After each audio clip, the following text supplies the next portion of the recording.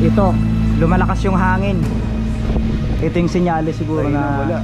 Hindi natin pwedeng pasukin to. Dito yung ikumalampak na hinabol natin, di ba? Ito po, itong area na to. Tapos nawala siya. Itong area na to kung mapapansin nyo. Natin dito. Nakakatakot.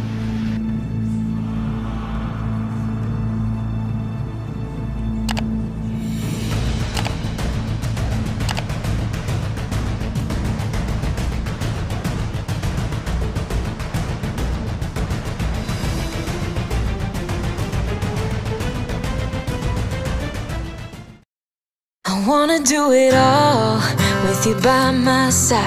If you're in, meet me here tonight. Be brave and come along, I'll be your ride. Promise we don't need no brake lights. We can travel the world, so just say yes. Choose to do whatever comes next. This or that, getting drunk on whiskey on a Tuesday night. A drinking well, I'm by an open fire. Make love or fight. This or that.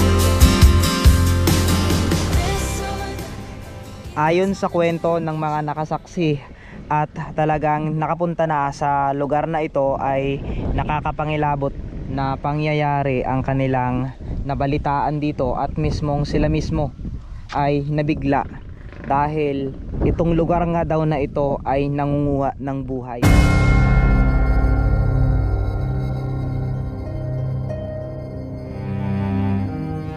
Kamusta kayong lahat? Sana maayos ang inyong kalagayan. Sa lahat ng OFW natin na nagtataguyod para sa kanilang mga pamilya, maraming salamat po. At syempre sa lahat ng mga sponsors namin na nagbibigay ng kanilang mga tulong, maraming salamat po. At sa lahat ng mga nanonood ng vlog ko ngayon, nagpapasalamat po kaagad ako sa inyo sa walang sawang suporta nyo sa akin ngayong araw. Tara, samahan nyo ako at libutin natin ang natatagong kwento at kababalaghan dito sa lugar na ito. Kaya ano pang hinihintay natin? Abangan natin sila Kuya Joms Adventure kasama ang kanyang mga kasamahan na si Mike Onikauiho at si Ma'am Belen Wonder Vlog para matuklasan ang mga kakaibang senaryo dito sa bundok na ito. Paano? Let's go! Sa mga oras na ito ay dumating na rin sila Kuya Joms Adventure. Hinihintay na lang natin sila para maisama doon sa area na yon. Ano nga ba yung madidiscover natin doon? Makakaramdam kaya ako ng mga kababalaghan doon.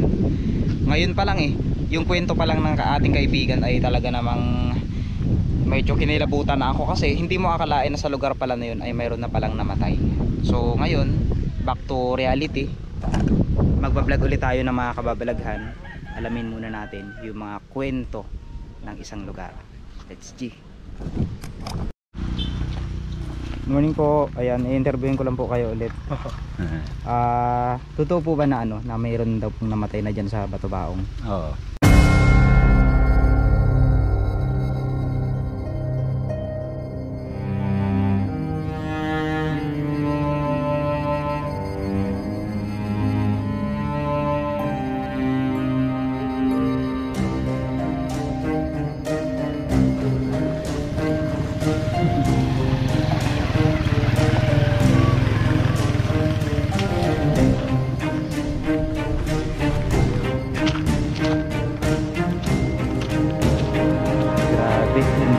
Tayo sa bungad, kakaiba na yung pakiramdam natin.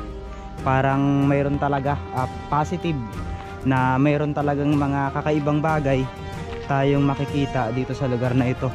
So excited na ba kayo na mapuntahan at madiscover yung loob ng tinatawag na Batubaong na yan?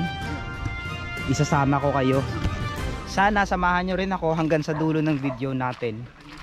So mag-iingat kayo ha. God bless.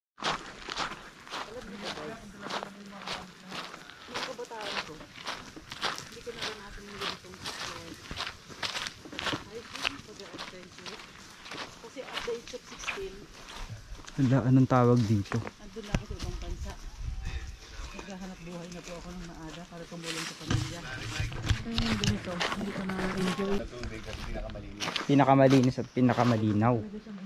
Si Bunso ay talagang proven na ni Bunso yan dahil ilang beses sila dito nakapag-vlog. Ah, kamad. Wow, ang lamig. Pagka nandas pa ba? Grabe mga kalahi, ang lamig. Grabe, oh. Yan ang daan yan. Puro ganyan na ang daan. Ingat-ingat lang Ma'am Belen Wonder Vlog. Okay. Inumpisahan ng subukin. Ang kakayanan ni Ma'am Belen. Hindi. Baba ka dyan, ma'am. Diyan sa tubig. Sa tubig ba? Yan. Tapos, yan. Nakikita nyo ba itong mga kalahi? Grabe. Tignan nyo po, sobrang lakas ng agos ng tubig. Pero meron tayong nakita dito ng basura.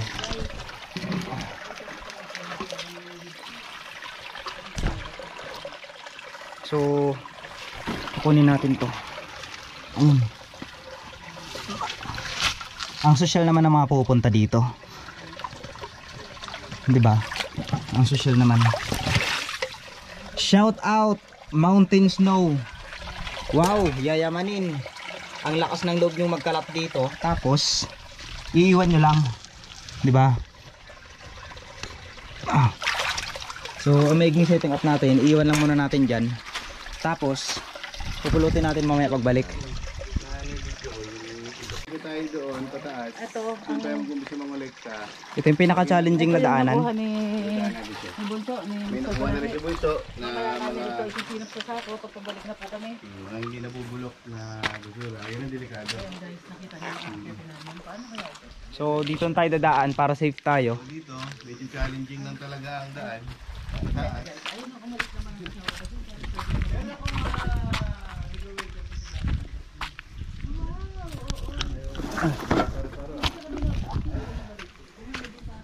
So ngayon nasa itaas na tayo ng first station natin ngayong araw na ito. At hinihintay natin sila Ma'am Belen at si La Kuya Joms. Kung saan ay, kung makikita nyo, bangin talaga itong dinadaanan namin. At hindi basta-basta. So kailangan nating maghubad ng tsinelas o sapatos para bago makaakyat dito. Saan ka dumaan, Bunso? Diyan po sa unahan na yan. Kung makikita nyo naman, yung sacrifice, maakyat lang itong lugar na ito. Hawak ka sa bato. Hawak ka sa bato para liwanag. Yan. Sige. Yan. Wow! Exciting! Exciting po na. Yan ang dito lang para... Meron pa. Hindi yung dito. Bunso pareho mo. So, kasi natin guys, yung pinakapila. Ito lang naman yung pinakamahirap, pero hindi naman talaga totaling mahirap to. Kung iisipin natin. Kaya ito, Bunso. Dito po. Saan ka? Yan. Hawakan mo ako. Yan. Oops. Diba? Thank you. Galing. Kailangan ko talaga magpaparat. Ayan guys. Yan na si Kuya Joms. Siya na naman yung susubok. Pero baliwala na kay Kuya Joms yan. Alam niyo naman, talagang fully training Butas na. sa sapatos. Butas na yan. Parang yung sapatos ni Kuya Joms. Nakikita niyo ba? Tingnan mo, Bunso. Yan. Oh, shout out. Baka naman. Baka naman. Grabe. Guys, andun si Mike Ulpo Ibo. Nung nakaakit ako sa Kailangan nating videohan to isa-isa para kung sakaling may mahulog. Malalaman. Napakagandang umaga ng ating ersisyo. Tilahin daw yung asawa niya. Nang makaawa si Ma'am. Ayan guys. Ganyan kamahal ni Ma'am si Thank you, Mother Earth. So, first station pa lang to ha. First station. Wonder Vlog. Okay. Yun guys. Itong puno na to ay talagang Ito yung pinakakinakatakutan ni Ma'am Bilin. kasi kung umalis siya wala siyang buhay pero nagbigay pa rin siya ng Pero wala naman sa likod kasi Mike Ulpo Ibo. Masaway kasi niluuga niya guys. galing, di ba? Alam, Amazing. sabi ng puso ko, dugdug, dugdug, dugdug. Ito yung mga adventure talaga. Tatawid kami sa puno na tutumba. Mamaya ka tutungtong Mike. Yan! Wow, success! Ugahin ko kaya pagdating doon. Naalala ko noon nung nag-start pa lang si Kuya Joms na nagbablog at umakit-akit sa mga ganito. Iniisip-isip niya talaga yan kung paano. Delikado, tingnan mo. Lagyan dito. Ay, oo nga. Delikado Ay, yan. babagsak oh. Sa mga pupunta po rito, mag-iingat dito. Mag-ingat po, tumingin po sa taas. Babagsak Pagdating nga, dito sa oh. May punong nakahiga. Delikado nga ito. Ito ay babagsak na po talaga. Oo. Paano kaya Delikado ito. So ito pa yung dadaanan natin. Kasi Bigyan baka, natin ng warning dyan. oo, doon ang Mag-ingat warning. sa bato. Mag-iingat sa bato, mapanakit. Delikado. Mapanakit. Kasi namin mabigyan kayo ng magandang ano. Naalala ko nung, Makapanood. naalala ko nung pumunta kami dito ni Bunso. Yung dalawa lang. Ayaw akong tanong dito. Ang style kasi ng, Diba kayo rin dito ano to kaya guys, guys? ang lugar na to, parang medyo fresh kasi na ni pagka-creepy. Diba Bunso? Creepy talaga ang lugar na to. Napakatahimik. Ito yung lugar May part na madilim, may part na walang tubig. Pero pagdating mo doon may tubig. Pero na may tubig na. so ito yung Pero isipin mo bakit dito wala. Oo nga, nasunig daan. Wala isipan nga yun at hindi pa natin alam kung paano natin may imagine.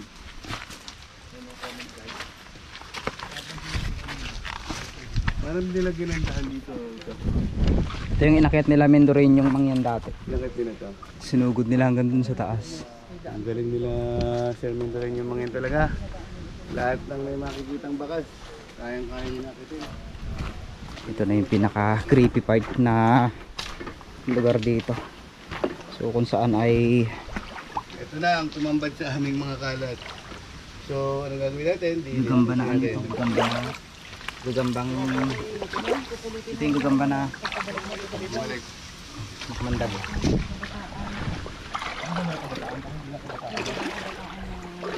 Lamig. Ang lamig. Grabe. Tatabi natin to at dadaanan natin mamaya. Marami tayong madadaanan Natin mamaya. mamaya ito. Mga kalat.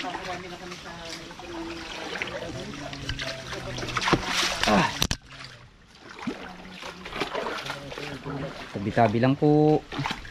Sa lahat po ng mga diwata at mga espiritu, mga engkanto na nakatira dito ay tabi-tabi lang po. Kami po ay maglilinis sa inyong kaharian at sana paunlakan nyo ang aming pagpunta dito at maging welcome kami. So isa sa napansin ko sa lugar na ito mga kalahi ay yung area na ito talagang biglang lumalakas yung hangin at bumabagsak ang mga bato dito. Yun, nakakalungkot lang isipin na sa part na ito makikita na natin dito yung mga kalat, yung mga basura na dito na nag-ipon-ipon. At ang sanang iwasan natin dito yung may mga basag na bote tayong makikita. Nung mga nakaraang vlog namin ni Kuya Joms Adventure dito ay wala pa itong mga kalat na ito. Ngunit ngayon nasinda kami at talagang nagulat sa nangyari. Kung makikita nyo naman, sobrang dami ng kalat.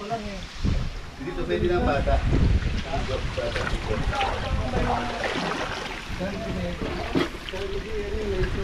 Nakakalungkot yung part na ito. So dito pala namatay yung isang lalaki na kung saan pumunta lang daw siya dito. Ngunit ang pinakamasakit na part ay hindi na siya tuluyang nakabalik. Nakakalungkot lang isipin no na sa ganitong senaryo, sa ganitong mga lugar ay may mga pangyayaring hindi natin inaasahan. Kaya sabi nga ng ating mga solid subscribers ay mag-iingat po tayo sa ating paglalakbay at yun nga ang aming ginagawa. Sa aking bawat paglalakbay, baon ko ang dasal at tiwala nyong lahat na marating natin ang isang lugar na madalang puntahan ng mga tao. At ito na nga, nandito na tayo sa part na ito at makikita natin itong unang part ng Bato-Baong na ito. Ngunit alam nyo ba kung bakit tinawag na Bato-Baong ito? So sa pangalan pa lang kikilabutan ka na. What if malaman mo pa ang totoong kwento? Gusto mo bang malaman ang totoong kwento? Ayan, kung makikita nyo, nandito tayo ngayon. Nagkakape. Parang naka 360 na rin ako. Pangarap ko yung camera ko. Yung bago natin, ito na sila.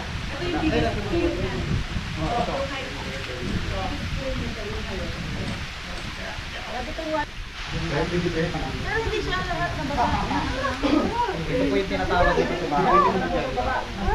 Ang ganda dito, ganda. Ang ganda.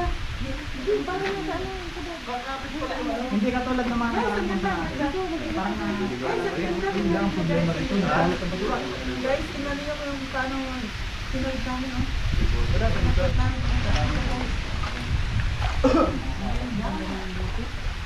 It's time naman para i-explore natin itong lugar na ito. Ano nga ba ang kakaiba? Ano nga ba ang mga kwento at mga nakatatagong kababalaghan dito? So, bago tayo pumunta sa area na ito, ipapakita ko muna sa inyo yung isang nakakapangilabot na formasyon kung bakit nga ba ito tinawag na Bato-Baong. Kung mapapansin nyo, para talaga tayong nasa gitna ng isang kabaong. Tara, let's go.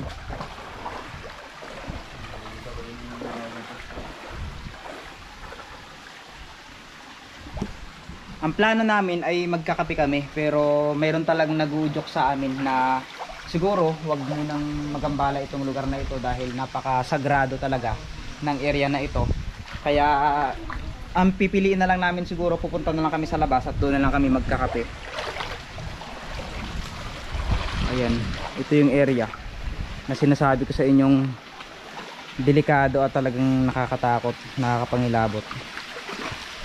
Ayan. So gusto ko pa sanang pumunta doon sa area na yon, pero mayroon nang tumutulak sa amin na wag pumunta, hindi namin alam. So doong part na yon, doon nila nakita yung isang lalaking namatay. Huwag na pag may mga sign. Ito, lumalakas yung hangin. Kung makikita nyo naman, biglang pasok ng hangin. Ito yung senyales siguro na hindi natin pwedeng pasukin to. Dito yung ikumalampag na hinabol natin, di ba? Ito po, itong area na to. Tapos nawala siya. Itong area na to, kung mapapansin nyo, natin dito. nakakatakot. Pero ano kaya ang taas na ito? Bakit may parang may hukay? Ayan o, nakikita nyo po. Yan ang daan. Parang may hukay. Yan ang daan. Pagka baha dito, Diyan, volume ng tubig, yan ang daan. dyan ang daan. So, akitin natin.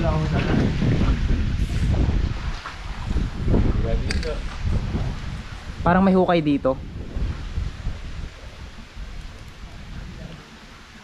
Yan, may hukay nga, may hukay. Dito ay dito ay may bagyo, malakas ang volume ng tubig, hindi ka makadaan dito. So yan, parang may bakas din ang daan dito. Parang may bakas, parang dinadaanan. Oo, punta. Bato na naging kabaong. Nakasubog to. Dito, ingat. Ayun. Ah, okay. Parang may higaan dito. Parang may higaan. Pero ang maganda dito, nakaakyat tayo. Parang ginawa nilang higaan itong area na to. Gusto siguro nilang mag-relax. Pwedeng maglagay ng hammock kasi dito. Tapos may daanan dun sa taas. At least kahit papaano napuntahan natin itong bundok na Hugis Kabaong. Yan yung may pulse. Let's go!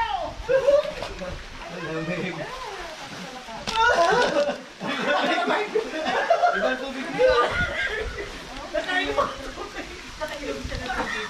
Ano nasa masarap? Malamig. Ayaw ko maligo malamig. Pero tatawid tayo doon. Tatawid tayo doon. Ako talaga yung nilalamig eh. Hindi ako pwedeng tumawid doon. Makikita nyo naman, hindi nakatiis si Ma'am Belen na puntahan itong lugar kasi sa area na ito, dito ka padadaan, lampas tao po ito. Ayun o, makikita nyo naman. Parang gusto pang akyatin ni Ma'am Belen yung taas na yun ah.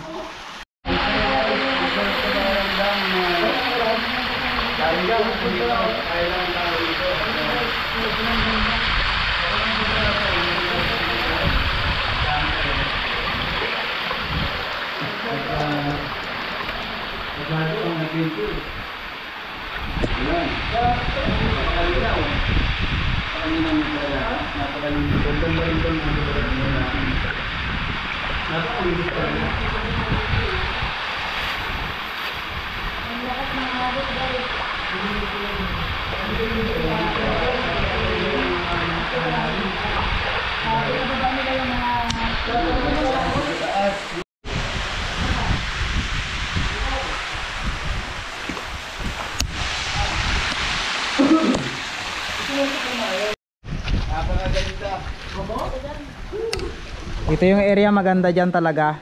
Pag nalampasan nyo po yan, maganda dyan.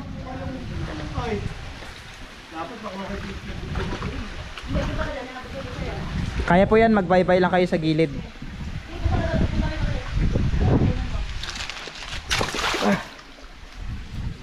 Ayan mga kalahi, maraming salamat po sa inyong panunod ng aking vlog na ito. Harinawa ay mayroon kayong napulot na kaunting kaalaman dito sa lugar na ito. At syempre, na-amaze sa ganda ng lugar. Maraming salamat po sa inyong panunood. Sa lahat po ng mga mananahi ng Taytay Rizal, lahat ng mga taga Antipolo Rizal, lahat ng mga talaga Laguna, part ng Mindanao. Sobrang dami na natin kasing mga hindi pa na shout out. Maraming salamat po sa inyo. Sa Pangasinan, Sultan Kudarat, sa mga pinsan ko dyan, shout out sa mga Estoy family dyan sa part ng Mindanao. Maraming salamat po sa inyong suporta. Mag-iingat po kayong lahat and God bless.